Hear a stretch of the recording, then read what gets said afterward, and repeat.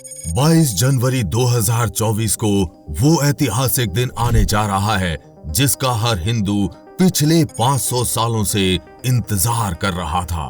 22 जनवरी को हर एक हिंदू को दिवाली क्यों मनानी चाहिए, वो आज इस वीडियो को देखने के बाद आप समझ जाएंगे कि कितने हिंदुओं ने राम मंदिर के लिए पिछले 500 सालों में अपनी जान गंवाई है। जो लोग सोचते हैं कि राम मंदिर विवाद को आरएसएस और बीजेपी ने जन्म दिया, तो ऐसा बिल्कुल नहीं है। ये विवाद पिछले 500 सालों से चला आ रहा है। इसका मतलब है आपके दादाजी के दादाजी और उनके भी दादाजी राम मंदिर बनता देखना चाहते थे, लेकिन उनका वो सपना पूरा ना हो सका। लेकिन आज हम इतने खुशकिस्मत हैं कि करोड़ों हिंदुओं का ये सपना पूरा होता हुआ देख रहे हैं।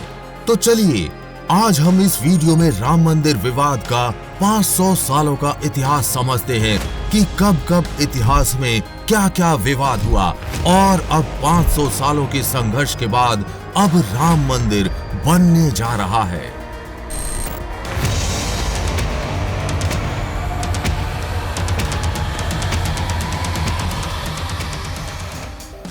इस विवाद की शुरुआत हुई 1528 में, जब बाबर ने भगवान राम का मंदिर तोड़वाकर बाबरी मस्जिद का निर्माण करवाया।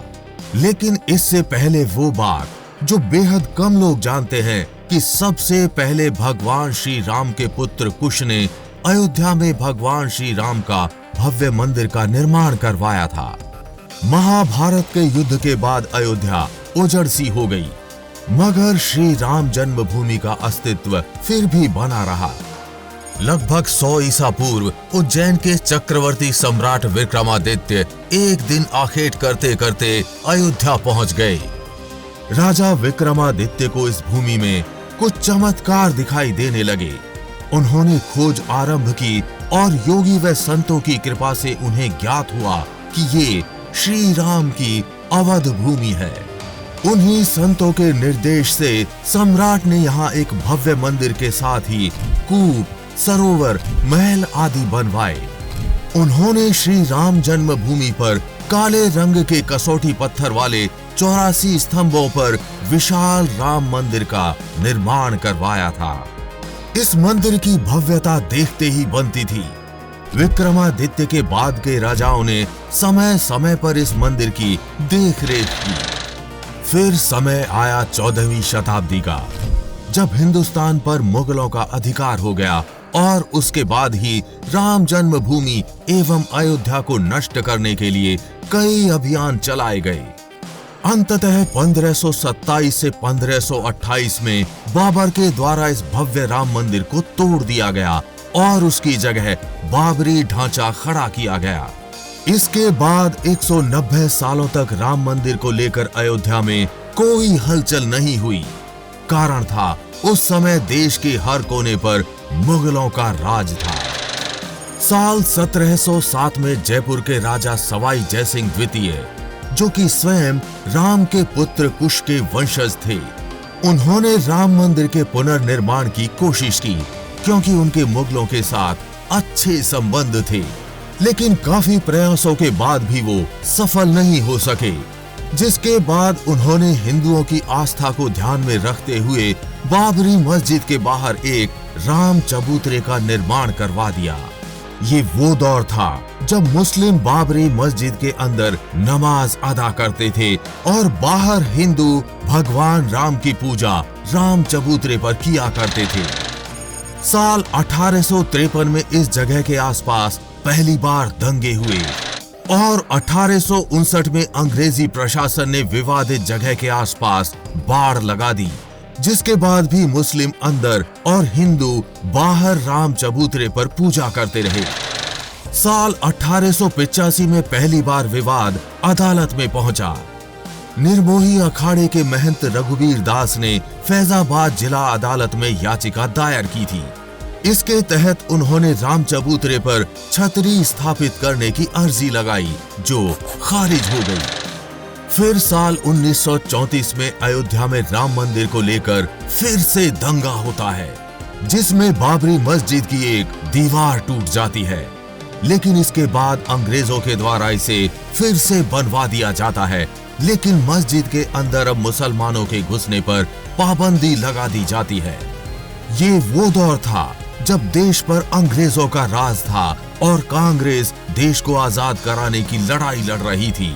लेकिन कांग्रेस के एजेंडे में राम मंदिर का मुद्दा कहीं दिखाई नहीं पड़ता था। फिर भी हिंदू राम मंदिर की आवाज लगातार उठा रहे थे। जब ना देश में अपनी सरकार थी, ना इतने ज्यादा धार्मिक संगठन, ना आरएसएस मजबूत था और ना ही मीडिया स्वतंत्र था। फिर आता है साल 1949। देश अंग्रेजों के शासन से आजाद होता है और हिंदू सोचते हैं कि अब तो हम आजाद हो गए हैं, अब तो हम आसानी से बाबरी मस्जिद को तोड़कर फिर से राम मंदिर स्थापित कर देंगे। और शुरू होता है असली राम मंदिर विवाद।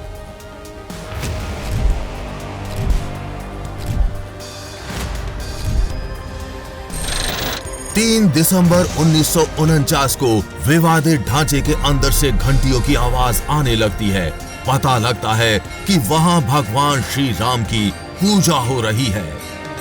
विवादित ढांचे के अंदर से भगवान राम की मूर्तियां मस्जिद में पाई जाती हैं। हिंदुओं का कहना था कि बीती रात मंदिर के अंदर भगवान राम प्रकट हुए हैं, जबकि मुसलमानों ने आरोप लगाया कि किसी ने रात में चुपचाप मूर्तियां वहां रख दी थी। जैसे ही ये खबर फैलती है, मुस्लिम और हिंदू पक्ष के लोग भारी संख्या में विवादित ढांचे के आसपास जुड़ने लगते हैं। मामला इतना बढ़ जाता है कि विवाद की खबर उस वक्त के प्रधानमंत्री जवाहरलाल नेहरू को मिलती है। प्रधानमंत्री वहां के जिला कलेक्टर के नायर को आदेश देते हैं कि मूर्ति को हटाकर पहले जैसी स्थिति बहाल की जाए। लेकिन जिला कलेक्टर के नायर ने दंगों और हिंदुओं की भावनाओं के भड़कने के डर से इस आदेश को पूरा करने में असमर्थता जताते हैं। 27 दिसंबर 1949 को फिर से जवाहरलाल नेहरू की एक चिट्ठी आती है, जिसमें फिर से ही आदेश दिया जाता है कि वहां से मूर्तियां हटाई जाए। जिसके दबाव में तात्कालिक जिला कलेक्टर के नायर अपना इस्तीफा दे देते हैं और चिट्ठी के जवाब में प्रधानमंत्री को सलाह देते हैं कि इस विवादित स्थान पर ताला लगा दिया जाए।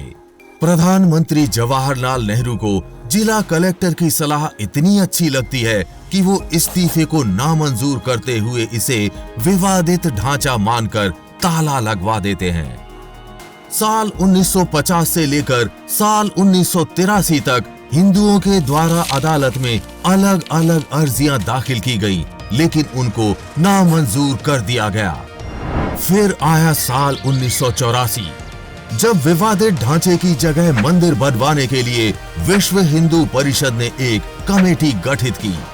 ये वो दौर था जब बीजेपी, आरएसएस और विश्व हिंदू परिषद राम मंदिर आंदोलन को मजबूत करने में लगे थे।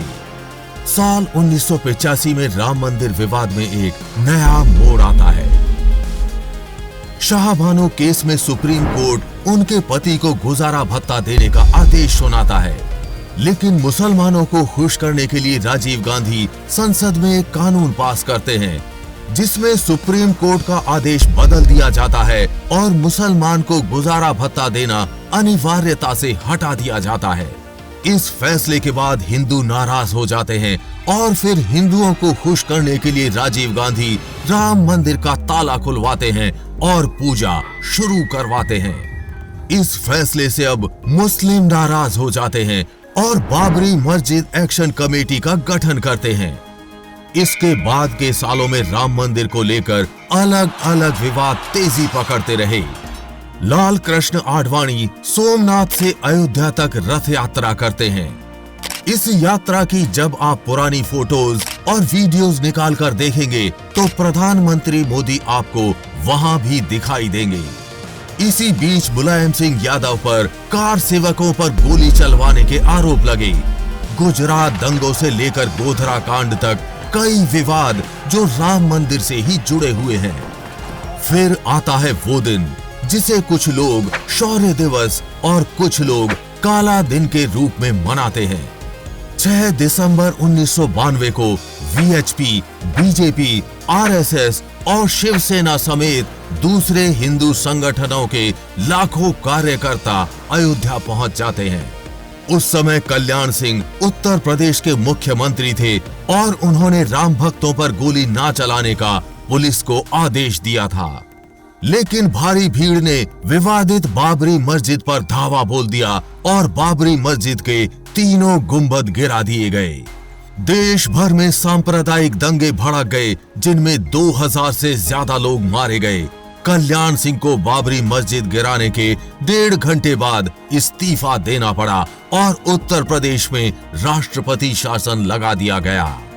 इसके बाद कुछ सालों तक ये मामला शांत रहा, लेकिन जैसे ही 90 के दशक में केंद्र में बीजेपी के अटल जी की सरकार आई, राम मंदिर की मुहिम फिर से तेजी पकड़ने लगी।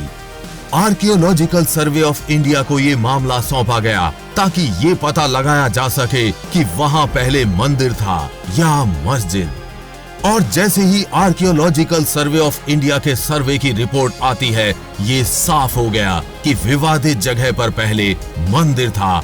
और इसी के आधार पर साल 2010 इलाहाबाद हाई कोर्ट ने अपने फैसले में विवादित स्थल को सुन्नी वक्फ बोर्ड, रामलला विराजमान और निर्मोही अखाड़ा के बीच 3 बराबर हिस्सों में बांटने का आदेश दिया। मगर तीनों ही पक्ष इस फैसले से खुश नहीं हुए और ये विवाद जा पहुंचा सुप्रीम कोर्ट। साल 2011 में सुप्रीम कोर्ट ने अयोध्या विवाद पर इलाहाबाद हाई कोर्ट के फैसले पर रोक लगा दी। अगले 9 सालों तक सुप्रीम कोर्ट में भी इस फैसले पर कोई बड़ी सुनवाई नहीं होती है। फिर आता है साल 2019, जब सुप्रीम कोर्ट में राम मंदिर का मामला सुनवाई के लिए तेजी पकड़ता है। 6 अगस्त 2019 से सुप्रीम कोर्ट में अयोध्या मामले की रोजाना सुनवाई शुरू होती है। हर दिन दोनों पक्षों को सुना जाता है और 16 अक्टूबर 2019 को अयोध्या मामले की सुनवाई पूरी होती है और सुप्रीम कोर्ट अपना फैसला सुरक्षित रख लेता है। फिर आता है 9 नवंबर 2019 का फैसले का दिन। सुप्रीम कोर्ट के 5 जजों की बेंच ने राम मंदिर के पक्ष में फैसला सुनाया। 2.77 एकड़ विवादित जमीन हिंदू पक्ष को मिली। मस्जिद के लिए अलग से 5 एकड़ जमीन मुहैया कराने का आदेश जारी किया गया। और इसी के साथ करीब 4 महीने बाद 25 मार्च 2020 को तकरीबन 500 साल बाद रामलला चबूतरे और टेंट से निकलकर फाइबर के मंदिर में शिफ्ट हुए। राम मंदिर के लिए ट्रस्ट बनाया जाता है और मंदिर का निर्माण शुरू होता है। 5 अगस्त 2020 को प्रधानमंत्री मोदी राम मंदिर का भूमि पूजन करते हैं और करीब 2 सालों बाद 22 जनवरी 2024 को वो दिन आने वाला है जब हर एक हिंदू की 500 सालों से चली आ रही ये लड़ाई खत्म होने जा रही है। इसलिए सालों के संघर्ष, लाखों हिंदुओं के बलिदान के बाद 22 जनवरी का दिन दिवाली के रूप में तो बनता है। आप राम मंदिर की प्राण प्रतिष्ठा का ये जश्न कैसे बनाने वाले हैं, हमें कमेंट में लिखकर जरूर बताएं। श्री राम मंदिर के इतिहास के बारे में हमारे द्वारा दी गई ये जानकारी हमें पूरी उम्मीद है कि आपको अच्छी लगी होगी। और अगर आप भी एक सच्चे राम भक्त हैं तो कमेंट बॉक्स में जय श्री राम जरूर लिखकर जाएं। साथ ही अगर जानकारी अच्छी लगी हो तो शेयर के बटन पर क्लिक करके इस अच्छी जानकारी को ज्यादा से ज्यादा लोगों में फैलाएं, जिससे आपके दोस्त और रिश्तेदार भी कुछ अच्छा सीख पाएं। साथ ही आप भी वीडियो को लाइक जरूर करके जाएं। आगे भी ऐसी राम मंदिर से जुड़ी इंफॉर्मेटिव वीडियोस आती रहेंगी, इसलिए अपडेटेड रहने के लिए चैनल को सब्सक्राइब करके बेल नोटिफिकेशन ऑन जरूर कर लें। जल्द मिलेंगे ऐसी ही इंफॉर्मेटिव वीडियोस के साथ और आपको कुछ अच्छा सिखाएंगे। तब तक के लिए जय श्री राम।